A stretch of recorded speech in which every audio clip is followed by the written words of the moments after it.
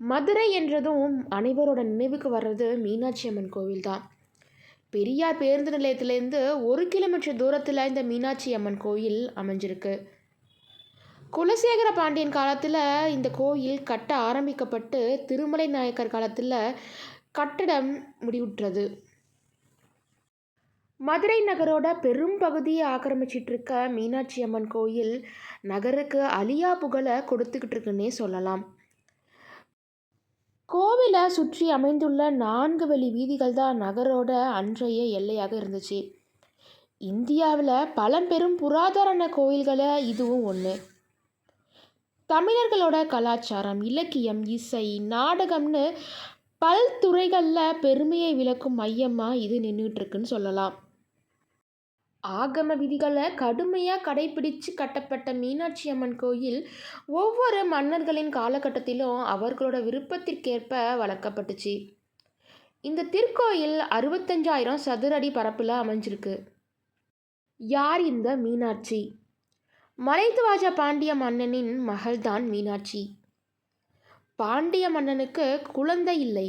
இந்த சூழ்நிலையில் கடவுள் அருளால் அவருக்கு ஒரு பெண் குழந்தை கிடைத்தது. அதை தத்தெடுத்து கொண்டார் பாண்டியன். ஆனால் குழந்தைக்கு 3 மார்பகங்கள் இருந்தன. இதனால் மன்னன் கவலையுற்றான். ஆனால் தன் மனம் கவர்ந்தவனை காணும்போது 3வது மார்பகம் மறையும் என்று அசரீரி குரல் மன்னனை ஆறுதல் படுத்தியது. மீனாட்சி சிறந்த வீராங்கனையாக வளர்ந்தார். திருக்கயிலாயத்தில் ஒரு போரில் ஈடுபட்டிருந்த போது சிவபெருமானின் தரிசனம் கிட்டியது மீனாட்சிக்கு. அவரது அழகில் மெய்மறந்தார் மீனாட்சி. அப்போது அவரது 3வது மார்பகம் மறைந்தது. இதையடுத்து சிவபெருமானையே மணந்து கொண்டு மீனாட்சி சுந்தரேஸ்வரர் என்ற கோலத்தில் மதுரைக்கு வந்தார். அப்போதுதான் மீனாட்சி வேறு யாருமல்ல, பார்வதியின் மறு உருவம் என்பது அனைவருக்கும் விளங்கியது. தெய்வ மகளான மீனாட்சிக்கும் சுந்தரேஸ்வரர் கோலத்தில் வந்த சிவனுக்கும் மதுரையில் கோவில் கட்டப்பட்டது. அதுதான் மீனாட்சி அம்மன் கோயில். மொத்தம் 12 கோபுரங்களை கொண்டது மீனாட்சி அம்மன் கோவில். இதில் கிழக்கு, தெற்கு, வடக்கு மற்றும் மேற்கு கோபுரங்கள் வான் உயர அமைந்திருப்பது காண்பதற்கு அவ்வளவு அழகு கூட்டுவதாக இருக்கும். 4 கோபுரங்களிலும் தெற்கு கோபுரம்தான் அதிக உயரம். 170 அடி கொண்ட இக்கோபுரம் 9 நிலைகளை கொண்டது. பழமையான கோபுரம் 13வது நூற்றாண்டில் கட்டப்பட்ட கிழக்கு கோபுரம் சுந்தரேஸ்வரர் கோவிலுக்கு எதிரில் உள்ளது. ஜடாவர்ம சுந்தரபாண்டியன் என்ற மன்னன் இக்கோபுரத்தை கட்டினார். மீனாட்சி கோவிலில் இடம்பெற்றுள்ள அஷ்டசக்தி மண்டபம் மற்றும் திருமலை நாயக்கரின் 2 மனைவிகளால் கட்டப்பட்டது. இதற்கு அடுத்து உள்ளது மீனாட்சி நாயக்கர் மண்டபம். கோவிலின் தெற்கு கோபுர வாசல் வழியாக நுழைந்தால் தென்படுவது பொற்றாமரை குளம். இக்குளத்தின் நடுவில் தங்கத்தாமரை மிதக்க விடப்பட்டிருந்ததால் இப்பெயர் வந்தது. இங்குதான் தமிழ்ச்சங்கம் இயங்கியது. தொடர்ந்து உள்ளே சென்றால் முதலில் வருவது அம்மன் சன்னதி, அடுத்து வருவது சுந்தரேஸ்வரர் சன்னதி.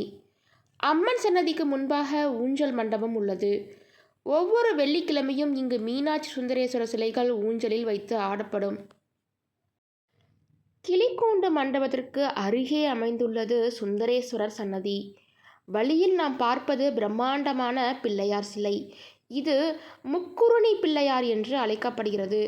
கோவில் கட்டும்போது மண்ணுக்காக வண்டியூரில் பெரிய குளத்தை திருமலை நாயக்கர் வெட்டினார். அப்போது அங்கு இந்த பிள்ளையார் கிடைத்தார். அடுத்தது புது மண்டபம். கிழக்கு கோபுரத்திற்கும் முடிவு பெறாத நிலையில் உள்ள ராஜகோபுரத்திற்கும் இடையில் உள்ளது இந்த மண்டபம். இதற்கு வசந்த மண்டபம் என்று பெயர். திருமலை நாயக்கர் கட்டியது இது. அழகான சிற்ப வேலைப்பாடுகள் நிறைந்தது இந்த மண்டபம். மீனாட்சி அம்மன் கோவிலில் ஒரு முக்கிய பகுதியாக இந்த அருங்காட்சியகம் அமைந்துள்ளது. ஆயிரங்கால் மண்டபத்தில் உள்ள இந்த அருங்காட்சியகம் கோவிலில் உள்ள முக்கிய கட்டடக்கலையை குறித்து விளக்குகிறது. ஆயிரங்கால் மண்டபத்தில் மொத்தம் 985 தூண்கள் உள்ளன. ஒவ்வொன்றிலும் அக்கால கட்டடக்கலை மறைந்துள்ளது. தூண்கள் அமைந்து நூற்றுக்கணக்கான ஆண்டுகள் ஆகியும் கூட இன்னும் அழகு குலையாமல் உயிரோட்டத்துடன் உள்ளன. ஒரு கோணத்தில் நின்று பார்த்தால் அத்தனை தூண்களும் ஒரே நேர்கோட்டில் இருப்பது போல தோன்றும். அக்காலத்தின் கட்டடக்கலையின் சிறப்பை விளக்குவதாக இந்த தூண்கள் அமைந்துள்ளன. மண்டபத்தின் வெளிப்பிரகாரத்தில் அமைந்துள்ள தூண்களில் சிலவற்றை தட்டினால் இசை வரும். ஒவ்வொரு தூணும் ஒரு இசையை தரும் வகையில் அவை அமைக்கப்பட்டுள்ளன. காலை 6 மணி முதல் இரவு 8 மணி வரை காட்சியகம் திறந்திருக்கும். ஆன்மீகமும் அழகும் கட்டடக்கலையும் அமைந்துள்ள இத்திருக்கோயிலை நாமும் தரிசிப்போம். இந்த வீடியோ உங்களுக்கு பிடிச்சிருந்துச்சு அப்படின்னா லைக் பண்ணுங்கள், ஷேர் பண்ணுங்கள், சப்ஸ்கிரைப் பண்ணுங்கள். மதுரையை பற்றின தொடர்ந்து சீரீஸ் வந்துக்கிட்டே இருக்கும். கனெக்ட்லேயே இருங்க.